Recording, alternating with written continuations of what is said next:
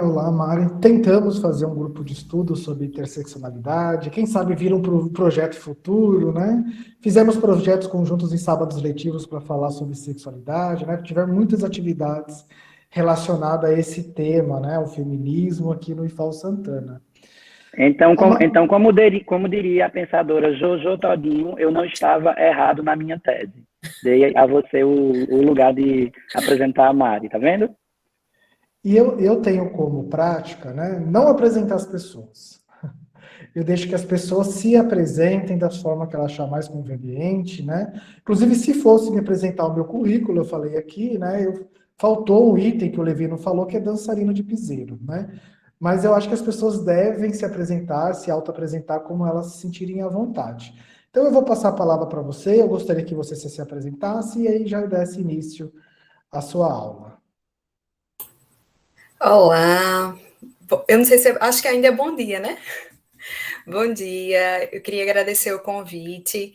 É uma satisfação imensa estar com vocês hoje nesse sábado letivo, principalmente porque eu fui professora do campus e fizemos várias parcerias.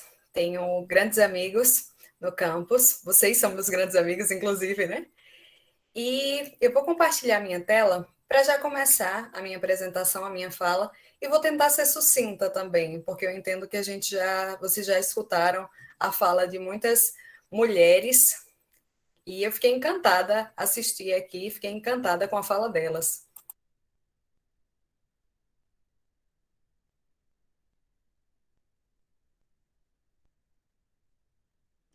Viu, fica tranquila, porque o sábado letivo de humanas vai até às 16 horas, tá?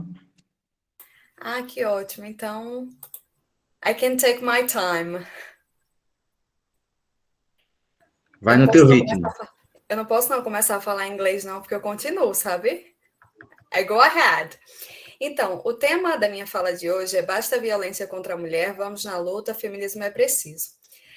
Então, eu sou a professora Mariana, sou professora de língua inglesa. Atualmente eu estou no campus São Miguel dos Campos, lá do IFAL.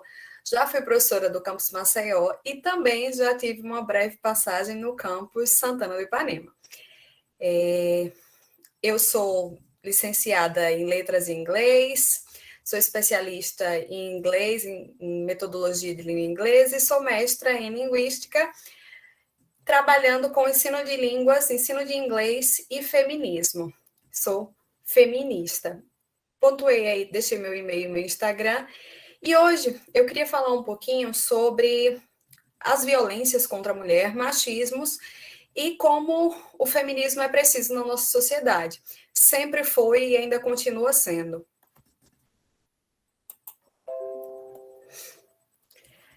Quem sou eu? Como eu já falei, eu sou professora Mariana. Dentre os aspectos, as inúmeras características da minha identidade, que são múltiplas, eu sou uma mulher, sou mulher branca, nordestina, sou da classe trabalhadora e sou feminista. E eu gosto muito de pontuar esse aspecto feminista, porque eu acho que é uma das principais lentes que eu consigo visualizar o mundo. E também das minhas crenças, daquilo que eu acredito, daquilo que eu luto, e dessa necessidade de lutar por justiça social e por igualdade entre os gêneros. Entendido isso, eu queria falar sobre o movimento feminista. Muita gente não sabe o que é feminismo, muita gente não tem ideia sobre o que se trata de feminismo. Muitas pessoas associam o feminismo com um movimento negativo, algumas pessoas acham que ser feminista é odiar homens, e é muito importante entender o que é ser feminista, sobre o que se trata o feminismo. Para quem não sabe, o movimento feminista, ele tanto é um movimento teórico, que as acadêmicas estudam e produzem a teoria, é também um movimento político, onde os ativismos... A gente... Está travando, gente? Então tá tranquilo. E é também um movimento político e um movimento de ativismo. Então, ele tem essa característica de ser tanto um movimento teórico quanto um movimento prático. Eu trouxe algumas autoras que eu gosto muito, que explicam o que é o feminismo. A Barbara Smith, ela vai dizer que o feminismo é uma teoria e prática política de libertação de todas as mulheres. Então, o objetivo é a libertação das mulheres. Hooks vai falar que é um movimento que tem por objetivo acabar com o sexismo, então acabar com essa desigualdade de gênero e com esses padrões opressores. A Curiel, ela vai falar que é a luta contra o patriarcado, contra esse sistema que os homens são os únicos detentores de poder. E a Castro Machado, que são duas outras autoras, falam que é a busca por igualdade entre os sexos e a libertação das normas e dos padrões de gênero. Percebam que o feminismo, elas pontuam o feminismo como cada um vai dando a sua contribuição. Mas vejam que o feminismo não se trata de odiar homens ou de uma supremacia feminina, não tem nada a ver com isso. O movimento feminista, ele requer igualdade e o fim das opressões de gênero. Para ser mais clara, o movimento feminista, ele quer o fim do machismo e a igualdade social. É isso. Algumas pautas do movimento feminista, eu trouxe aqui algumas porque o movimento feminista ele é múltiplo, tem a questão da interseccionalidade, que vai entrar também, do feminismo trans, feminismo negro, feminismo decolonial, e dentre outros. Por isso eu pontuei alguns, para que a gente possa entender o que é que o feminismo luta, o que o movimento feminista busca. O primeiro ponto é o fim do sexismo, é o fim desse machismo. O segundo é a busca pelo consentimento. A gente vê ultimamente, principalmente nas redes sociais, a importância do consentimento, a importância de entender o que você pode ou não fazer com o outro. E o consentimento é um dos pontos chaves dessa onda feminista, principalmente dessa atual. O fim do assédio, que é algo extremamente recorrente na vida de nós mulheres, o fim da violência contra a mulher e do feminicídio, o fim da objetificação feminina, como foi pontuado aqui na palestra, que os corpos de mulheres são objetificados, e a gente tem aí uma cultura, de fato, da novinha. Vejam que é uma cultura machista, que objetifica o corpo da mulher, e o corpo da mulher na fase principalmente da adolescência, infância e adolescência. Essa objetificação feminina, ela vai estar nos filmes, ela vai estar na TV, nas revistas, nas redes sociais, em vários locais. E o movimento feminista busca pelo fim dessa objetificação. Também pela divisão igualitária dos trabalhos, das tarefas domésticas, na criação de filhos. A gente ainda vive uma cultura onde, como foi falado aqui, as mulheres são as únicas responsáveis pelas tarefas domésticas. E aí um aluno comentou que, não posso cozinhar. Minha mãe disse que eu não posso cozinhar porque vai ter alguém para fazer isso para mim. Isso é a continuação de uma cultura machista. Primeiro, porque as tarefas domésticas, elas não necessitam de checar gênero ou sexo para que você possa executá-la. Você simplesmente executa. Você está com fome, você vai precisar cozinhar para comer. Todos nós sentimos fome, todos nós precisamos comer. Por isso, entende-se que é necessário que todas as pessoas saibam fazer, basicamente, alguma coisa por questão de sua própria independência. E nada tem a ver com o gênero, cozinhar, dançar, varrer a casa, são tarefas domésticas normais. E o movimento feminista luta para que isso seja dividido igualmente. Por quê? Nessa cultura de que são as mulheres responsáveis pelo lar, as mulheres trabalham fora de casa, trabalham em casa, e aí elas têm duplas ou triplas jornadas de trabalho.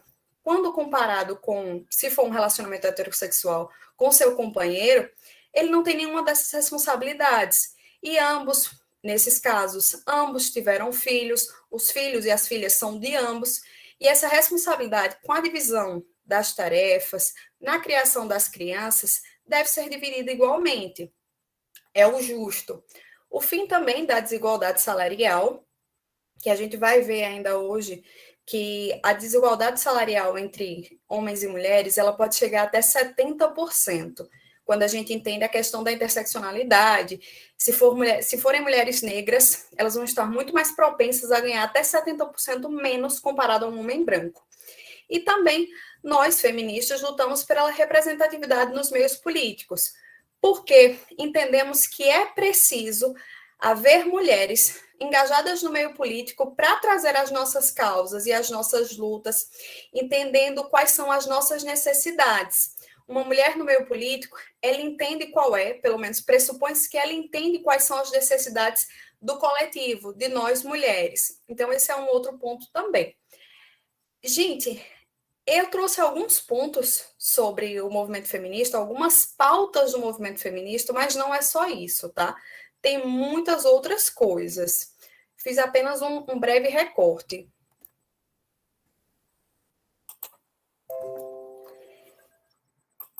E aí, quando a gente entende um pouquinho sobre o movimento feminista, a gente entende que o fim do machismo, ele também está atrelado ao fim dessas violências contra a mulher, que são simbólicas, psicológicas, físicas. Alguns pontos, trouxe alguns dados, que é a respeito, primeiro, da violência doméstica, que quando a gente analisa a pandemia, por exemplo, a gente vê que aumentou entre 30% a 50% os casos de violência doméstica na pandemia, porque as mulheres estavam e estão em casa com seus companheiros, principalmente nos períodos e nos países que tiveram, de fato, um lockdown, que é aquele período que você não sai de casa, que você é proibido de sair de casa, exceto casos de mercado, farmácia. Então, o índice de violência doméstica cresceu muito, porque essas mulheres estavam com seus companheiros.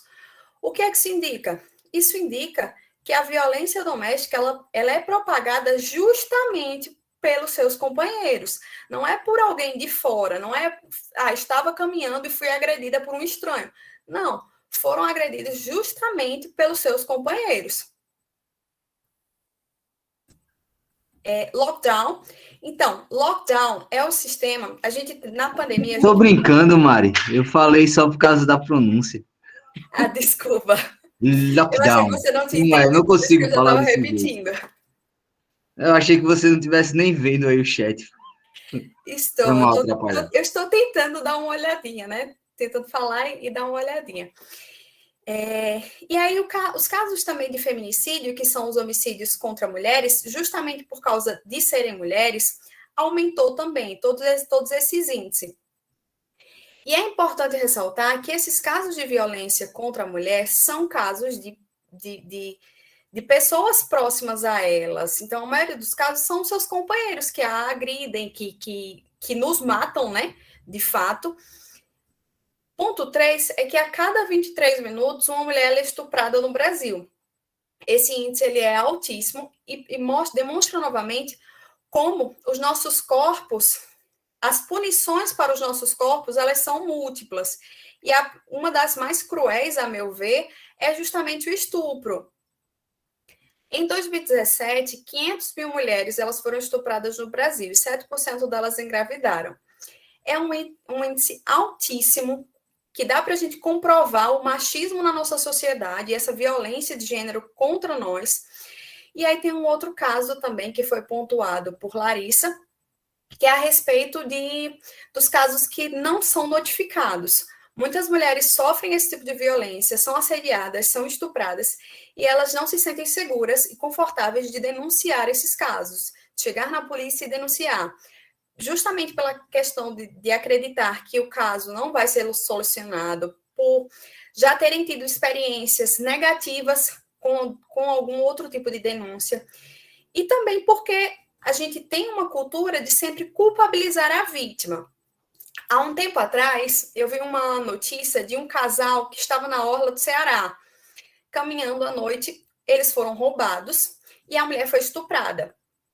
Passou até no jornal, em algumas manchetes, e aí os policiais comentaram o seguinte: mas também estavam caminhando na praia, né? Queriam o quê à noite? Gente, queria andar, voltar, sair, passear, o direito de ir e vir, que é o direito de todos nós. Então, vejam, o comentário dessa instituição é um comentário que leva as mulheres a acreditarem que não vai ser resolvido, a acreditarem também que elas vão ser desacreditadas e que a culpa é delas. E isso acontece, é possível perceber essa culpabilização da vítima em outros casos, tais como aquela pesquisa do IPEA, onde perguntaram às pessoas se mulheres que usam roupas mostrando o corpo merecem ser atacadas, estupradas. E aí 60% diz que sim. Depois houve uma retratação dizendo que, na verdade, era 30%. Porém, ainda assim, é um número muito alto. E aí a gente vê que a culpabilização da vítima é muito forte no nosso país. As mulheres, um outro ponto do machismo que nos fere muito é a questão da gente ter dificuldade, vem a questão financeira também, que a gente chega a ganhar até 70% menos do que os homens. Isso, para entender esse dado, a gente precisa entender primeiro as intersecções, como o professor Leonardo falou. Quando a gente começa a comparar gênero e raça no Brasil, a gente vê que quem ganha mais no topo são homens brancos. Depois, mulheres brancas, homens negros e mulheres negras. Ou seja, mulheres que são negras, mulheres e negras nessa intersecção, elas recebem até 70% menos. Isso por causa do racismo e do machismo na nossa sociedade. Nós também temos dificuldade em conseguir cargos de chefia, devido àqueles estereótipos e aquelas concepções de que os homens são mais aptos à liderança, são mais aptos a cargos de chefia, têm impulso. Nada disso, né? É só uma construção social e um estereótipo que vai sendo repassado. E aí nós não conseguimos chegar nesses cargos de chefia, de sermos promovidas a CEO, de sermos promovidas a coordenadoras, de conseguir cargos de direção. E isso na nossa própria instituição, no IFAL, a gente consegue visualizar.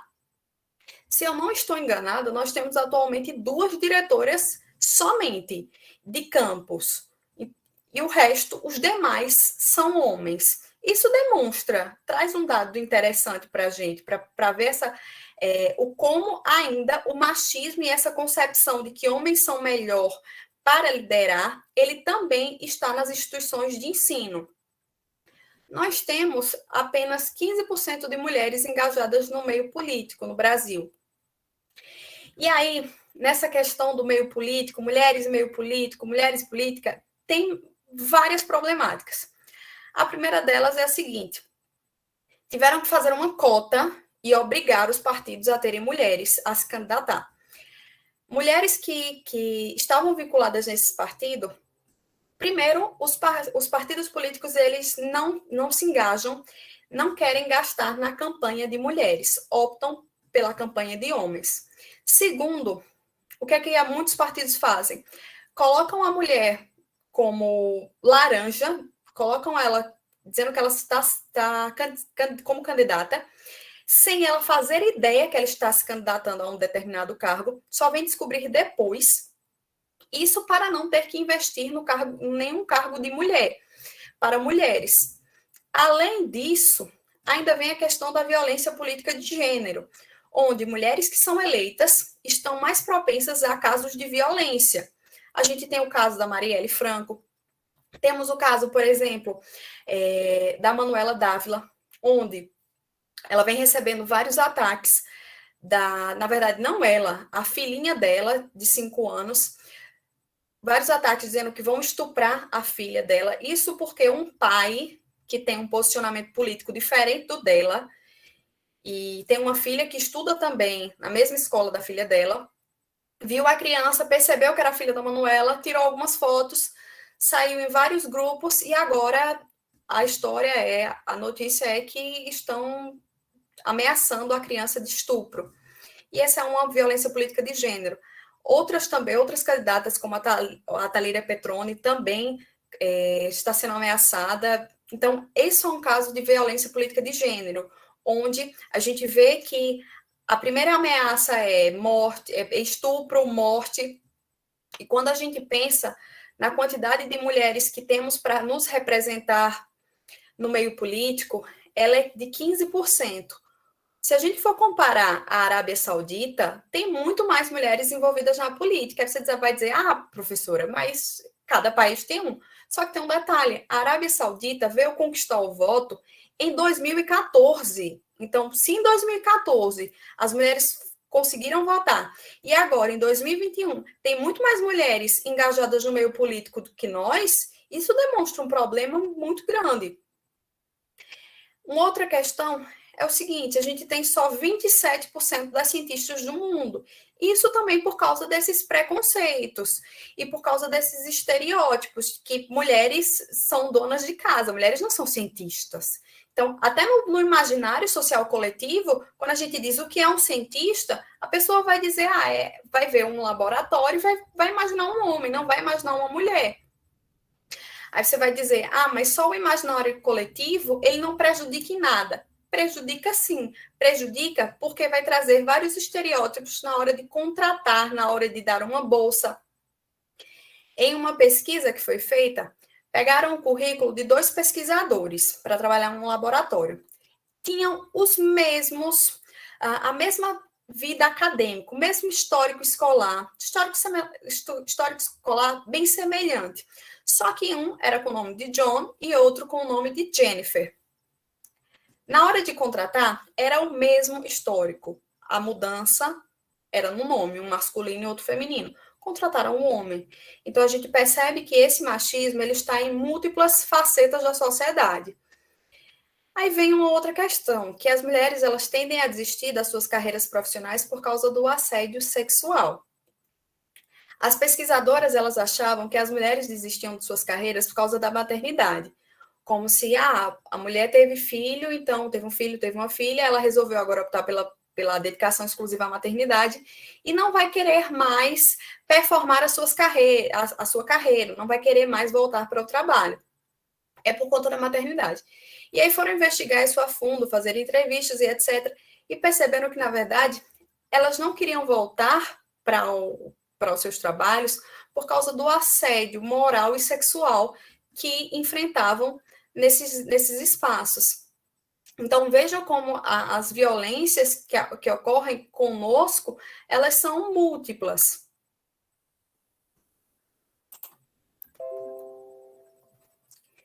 E aí entramos no feminismo, né? Porque o feminismo é um movimento que luta justamente para acabar com essas violências. Muita gente diz, não preciso de feminismo. Mas para que feminismo? E eu acho que esse quadrinho ele já traz alguns pontos interessantes. O primeiro é o seguinte, a gente vê que em 1916 o marido ele podia aplicar castigos físicos à mulher. Então ele podia bater na sua esposa, era permitido. Isso só vai ser modificado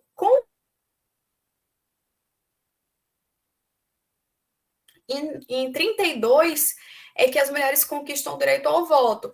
Porém, não foi algo que por bondade, nossa, as mulheres vão votar agora. Pode votar, viu? Quer votar? Vota. Não foi assim. Foi necessário uma campanha de sufrágio muito dura, onde muitas mulheres morreram, fizeram greve de fome, protestaram, apanharam de setores como a polícia. Então, houve uma mobilização feminista para conseguir o voto. Se hoje nós podemos votar, nós mulheres podemos votar, é porque as mulheres sufragistas feministas lutaram para que a gente conseguisse esse direito. O outro ponto é que em 62, somente em 62, que a mulher deixou de ser considerada civilmente incapaz. O que é que isso quer dizer? Que a mulher ela não poderia, as mulheres não poderiam abrir conta no banco, trabalhar, estudar. Tudo era o marido que resolvia por ela. Ou o pai, né? Era uma figura pátria masculina. Em 67, a descriminalização contra a mulher foi considerada incompatível com a dignidade humana. Então, até 67, pelo Código Penal, estava ok, tá? Dizer que a mulher era incapaz e que ela estava tudo ok, podia dizer. Em 88 foi que foi consagrada a igualdade entre homens e mulheres. Então, vejam que nesse percurso de tempo, durante vários anos, a mulher era considerada civilmente incapaz e ela era considerada socialmente também como uma pessoa incapaz, não sendo considerada cidadã. Em 2002, foi decidido trocar o termo pátria e poder por poder familiar, porque entendia Principalmente que as famílias são múltiplas, temos muitas famílias com mãe solo, e também por entender que o pai, ele não é o poder, a família é constituída por, dos tipos de família é constituída por pai, mãe, às vezes avós, mãe somente, pai somente, então foi necessária essa mudança. Em 2006 foi publicada a Lei Maria da Penha e os mecanismos de proteção contra a violência doméstica.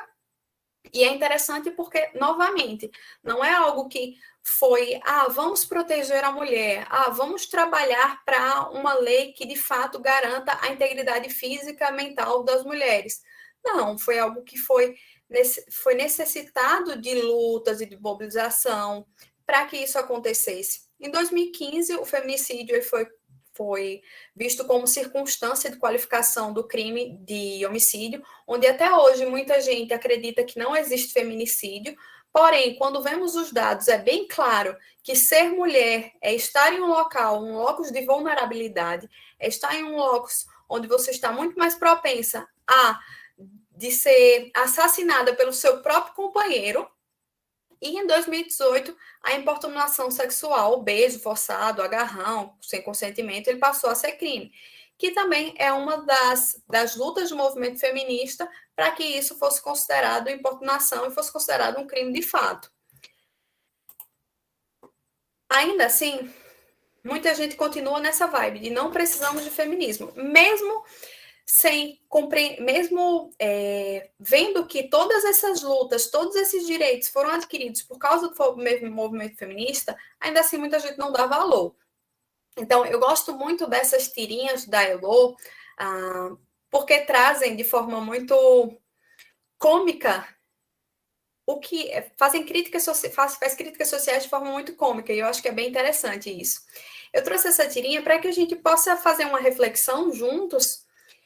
E aí está o Instagram da arte, se alguém quiser ir conhecer o Instagram, sinta-se à vontade.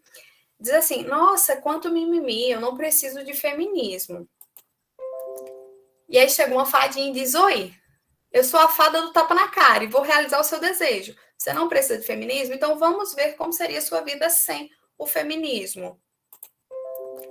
Primeiro, nada de calças. Elas foram conquistadas pelas feministas. Então vejam que nós, mulheres, sem o movimento feminista, nem as nossas roupas nós poderíamos escolher. Nós teríamos que estar vestidas de acordo com o que era esperado para o gênero, que seria justamente um vestido e não uma calça.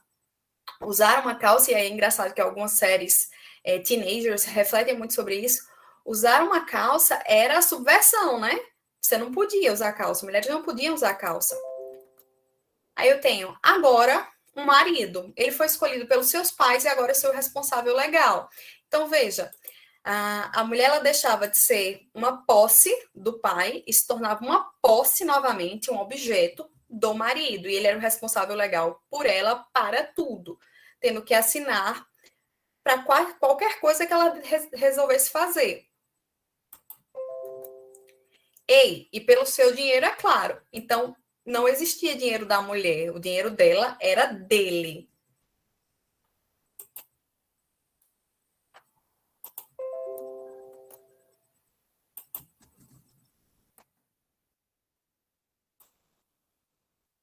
Só ele trabalha. Você tem que ficar em casa costurando e criando doenças psicossomáticas. E aí vem o caso. Sem feminismo, nós não trabalharíamos. Sem feminismo, a gente não poderia performar nenhum ofício que não estivesse relacionado ao ofício de donas de casa. Veja bem, eu não estou criticando donas de casa. Eu estou falando simplesmente que a gente não teria possibilidade de escolher profissões. Estaríamos fadadas a uma única perspectiva e só. E aí vem a questão das doenças, principalmente das doenças mentais, que foi comprovado por alguns estudos que essas mulheres, nos anos 60, deixa eu ver se eu lembro, Mística Feminina, o livro é Mística Feminina. Foi feito um estudo com, uma jornalista fez um estudo com mulheres da classe média alta, mulheres que tinham dinheiro, mulheres que seus esposos tinham dinheiro, e elas não trabalhavam.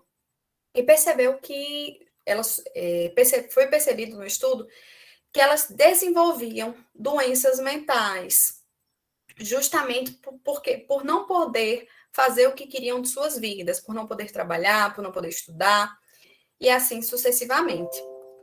E aí, e você tem 57 filhos, quero mais 17. Afinal, os métodos contraceptivos foram uma conquista feminista, né? E aí vem, o movimento feminista atuou diretamente para que a mulher pudesse escolher se ela quer engravidar ou não, se ela quer maternar ou se ela não quer maternar.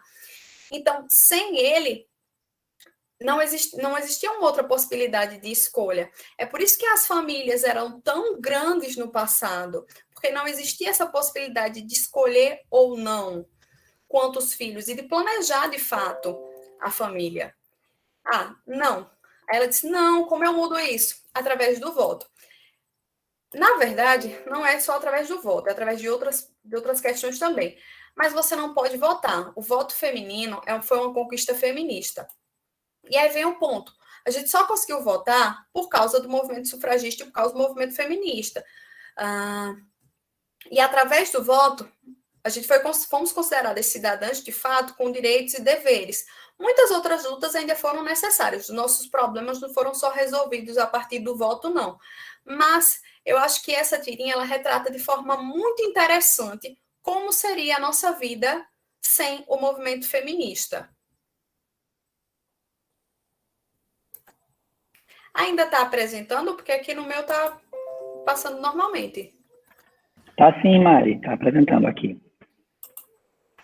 Então, quando a gente vê historicamente algumas conquistas, lutas e conquistas do movimento feminista, estão entre votar, ser votada, estudar, está passando um carro aqui na minha rua, mas enfim, votar, ser votada, estudar era proibido, trabalhar, ter uma profissão, assumir cargo público, receber herança de familiares, ter propriedades em seu nome, possuir conta corrente ou pedir empréstimos, viajar sem o consentimento do pai ou do esposo. Vejam a quantidade de coisas que nós não poderíamos fazer. Então, o movimento feminista, ele tem um potencial, ele atuou diretamente para a conquista desses direitos. Não foi algo que simplesmente nos deram por boa vontade.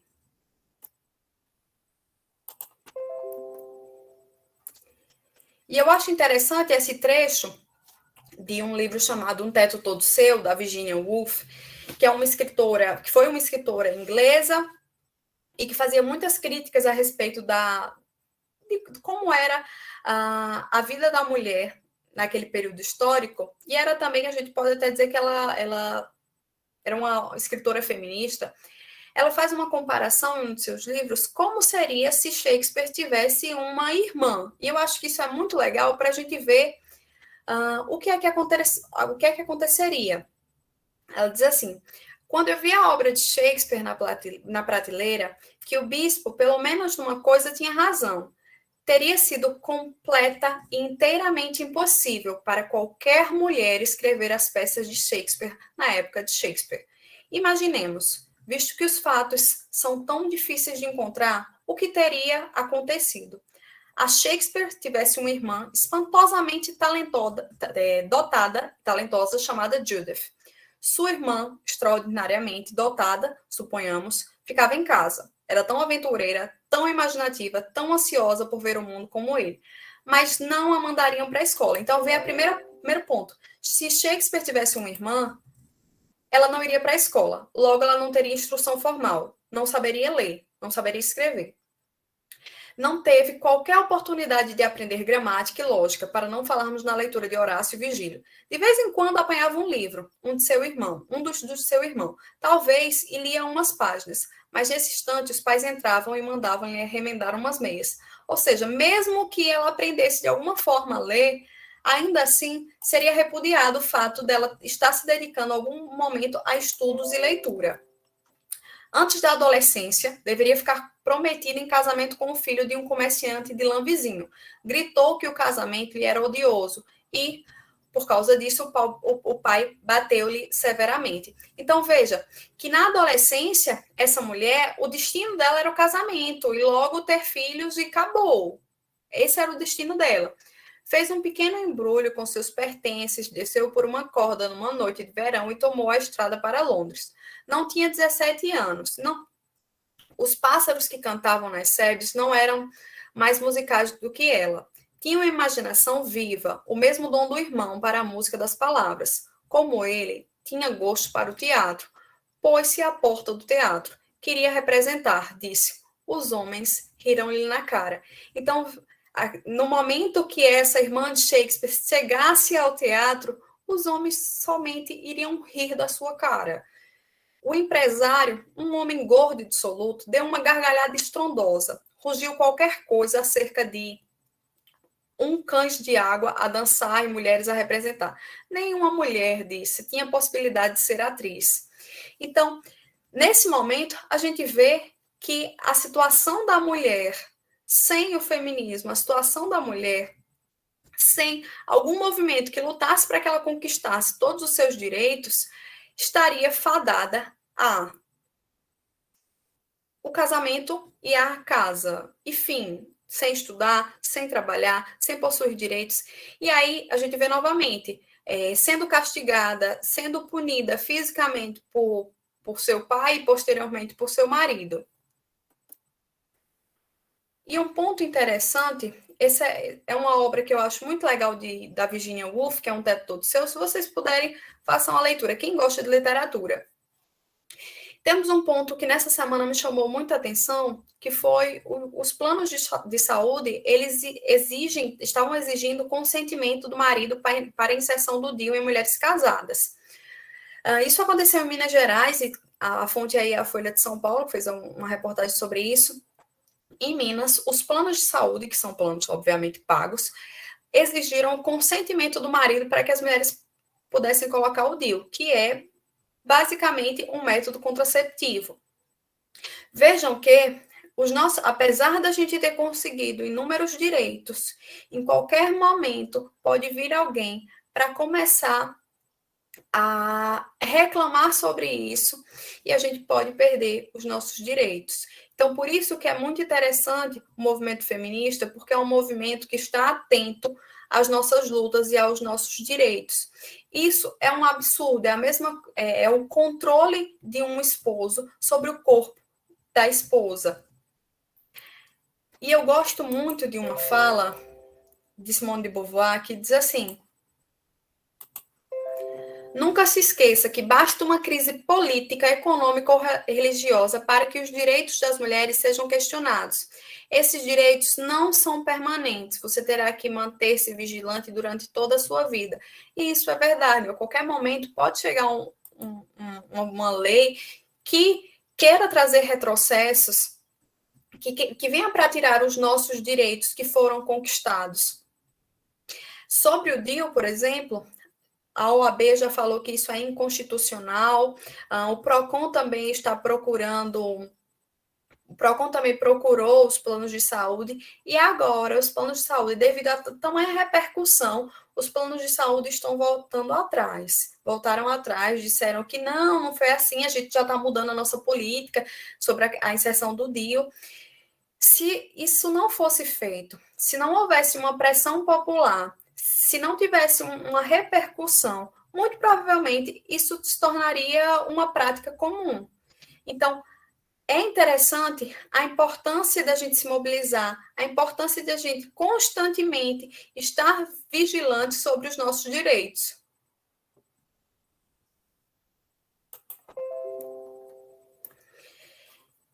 Eu fiz uma pesquisa, a minha pesquisa de mestrado, por exemplo, ela foi justamente sobre ensino de inglês e feminismo, e as e os participantes da pesquisa foram alunas e alunos do campus de vocês, de Santana do Ipanema.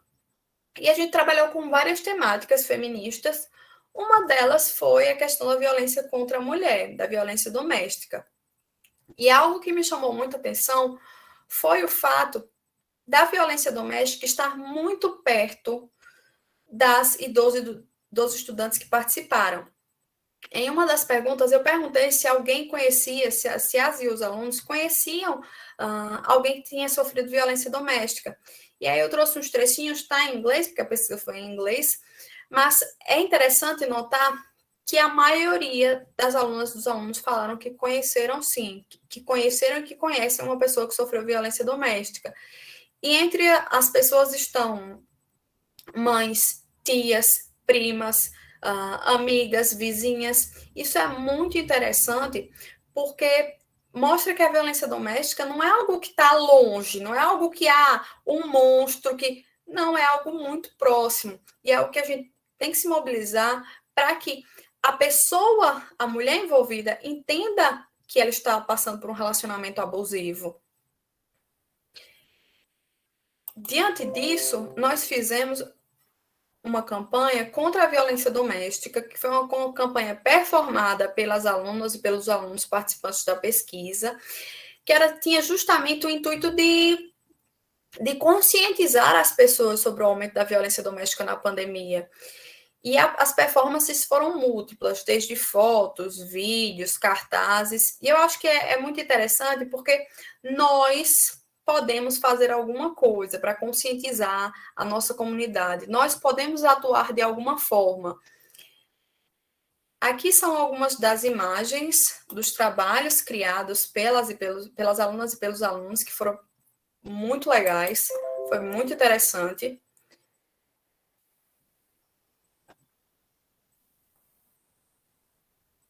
Se vocês quiserem ver na íntegra, pode entrar no Instagram Teacher Mariana Tavares, que estão todos os trabalhos lá.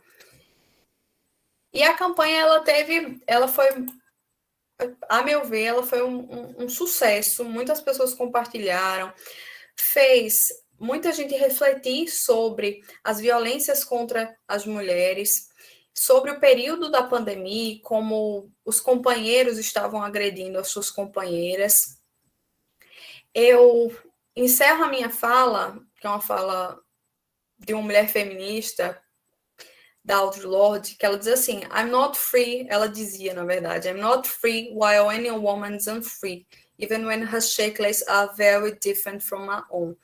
E eu acho muito interessante essa fala, que é o seguinte, eu não estou livre, eu não sou livre enquanto outra mulher não for, mesmo que as correntes dela sejam muito diferentes das minhas. E isso é o movimento feminista. Nós estamos umas pelas outras. E that's all. Acho que é isso. Se alguém tiver alguma dúvida, pode perguntar. E muito obrigada.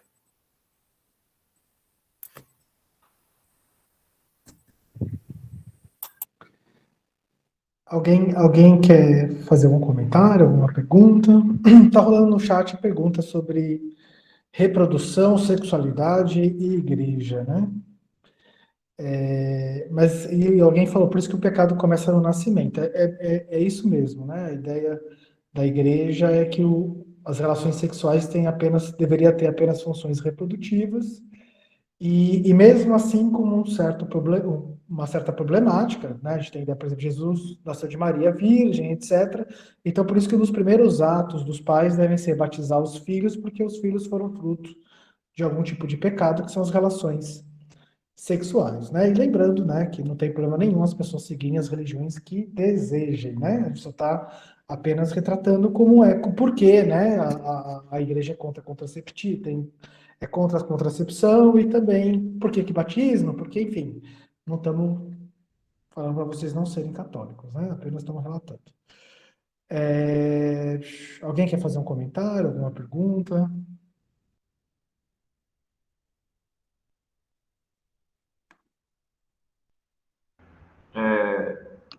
Olá, pessoal. Bom dia, quer dizer, exatamente boa tarde agora. Mari, boa tarde, tudo bem? Excelente palestra aí, viu? Gostei bastante de ver, de te ouvir. Lembrando aí que essa questão da sexualidade na igreja, ela também tem um pé no platonismo. É uma interpretação muito feia que fizeram do Platão, que Platão ele criticava o apego demasiado ao sensível, né? Ele criticava bastante a ideia de que você se reconhecesse a partir dos sentidos, né? A partir daquilo que você demonstrava enquanto sentimentos, enquanto emoções, né? Só que ele era a favor da moderação, não da extinção completa ou não do extirpar completo, que isso não pode, não seria Platão se ele dissesse um absurdo desse, Mas, infelizmente, durante a tradição filosófica, ele passou aí quase 1000 anos de tradição dentro da Igreja Católica, da filosofia platônica, isso foi sendo cada vez mais exacerbado, exagerado, ao ponto de que você criminalizou bastante a questão da sexualidade, e aí, muitas vezes, colocando a culpa no próprio Platão. Tá? Então, aí é uma herança quanto pesada, tanto quanto pesada não, né? Extremamente pesada e que vai bater lá em Platão e na má interpretação dele, né? Lembrando aí que Platão é um dos maiores influenciadores, junto com Aristóteles, da teologia cristã. Então, é só isso. Parabéns novamente, Mari. Grande abraço.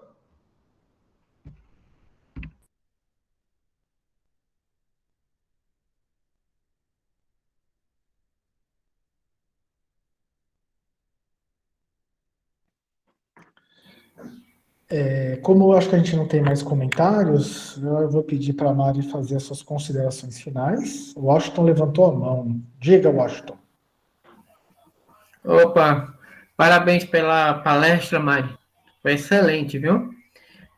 Não, é só para chamar a atenção, quando ela colocou a questão de participação feminina, lembrando que, apesar de o parlamento, né, que tem, por curiosidade apenas, o parlamento que tem a maior participação do mundo é Ruanda, na África, né? 70% mais ou menos da participação na África, em Ruanda, é de mulheres. E a maioria dessas mulheres, por incrível que pareça, foram mulheres vítimas de estupro coletivo na época do genocídio em Ruanda, nos anos 90. Quando teve o genocídio em Ruanda, entre Tutsi e Hutus, né, na Guerra Civil, a maior parte dessas vítimas viraram políticos. A política, no caso das mulheres. E elas hoje estão no parlamento de Ruanda, né? Lembrando isso, né? E já foi constatado, né, que geralmente governos que têm maior participação feminina, né, isso são dados mesmo, o índice de corrupção é menor, o indicador de corrupção é menor, onde mulheres participam mais. Obrigado, valeu, Mariana, pelos comentários.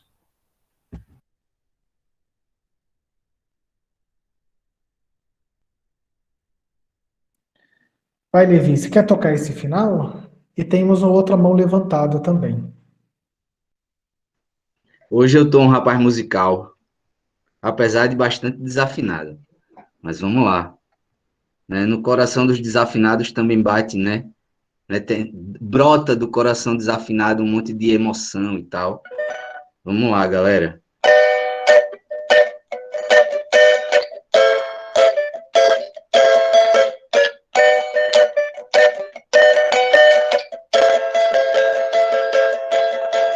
Deixa a menina jogar oiaiá. Deixa a menina aprender oiaiá. Deixa o menino jogar oiaiá. Deixa o menino aprender oiaiá. Que a saúde do povo daqui é o medo dos homens de lá. Sabedoria do povo daqui é o medo dos homens de lá. A consciência do povo daqui é o medo dos homens de lá. Educação do povo daqui é o medo dos homens de lá. Todo mundo sabe essa. Liberdade pra dentro da cabeça. Liberdade pra dentro da cabeça. Liberdade pra dentro da cabeça. Liberdade pra dentro da cabeça, galera. Educação traz liberdade. Um sábado letivo como esse é pensado para isso. Valeu, Mari. Valeu, Léo. Valeu, Paulo, Washington, Diego, Joarlisson, né? Esqueci alguém.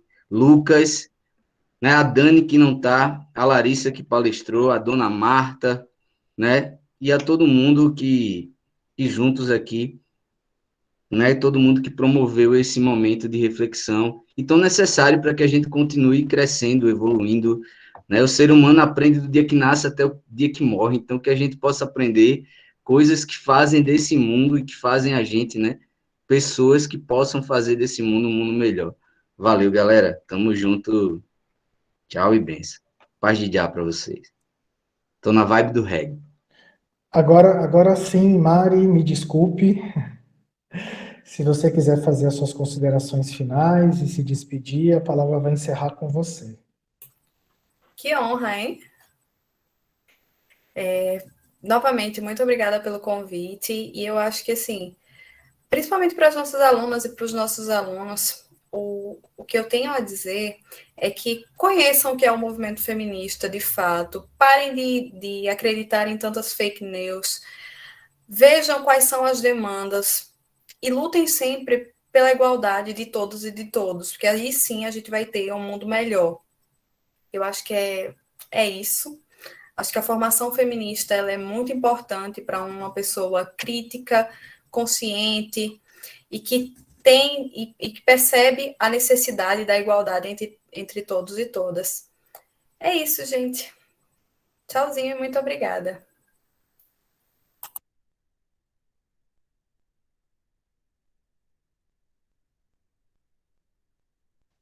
Falou, galera.